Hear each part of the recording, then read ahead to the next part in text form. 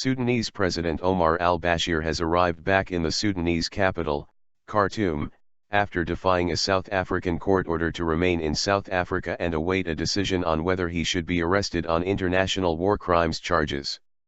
Supporters of Bashir were waiting to greet him at the Khartoum airport late Monday, waving signs and photographs of the man they call the Lion of Africa. As he stepped out of his plane, Bashir greeted the throng with a wave from his walking stick, then stepped into an open-topped vehicle to drive through the crowd. Bashir left South Africa Monday just hours before the court ruled that he should be detained and handed over to the UN-backed International Criminal Court for prosecution. The Pretoria Court and the International Criminal Court both expressed disappointment at Bashir's failure to heed the court's rulings. South African Judge Dunstan Mlambo issued a public statement criticizing the South African government for allowing Bashir to leave before the arrest warrant was issued. United Nations Secretary-General Ban Ki-moon has responded by saying the authority of the ICC must be respected. The charges of war crimes and genocide against Bashir stem from the conflict in Sudan's Darfur region, in which the UN estimates 300,000 people were killed and some 2 million displaced. Summit.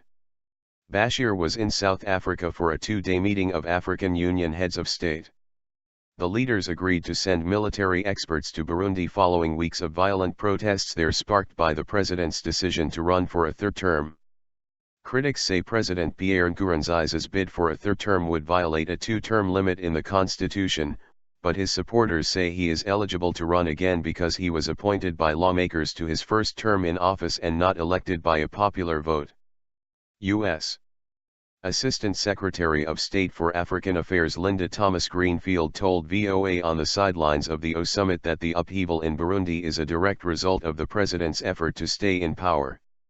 We think that this is a clear political decision and we keep hearing from the region and from others that it has to do with the constitution, but there is nothing in the Burundi constitution that says that the president must run for president for a third term.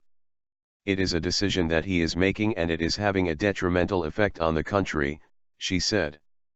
The summit, which ended Monday, touched on a wide range of issues, including African migrants who are fleeing the continent and proposals for a continental free trade area.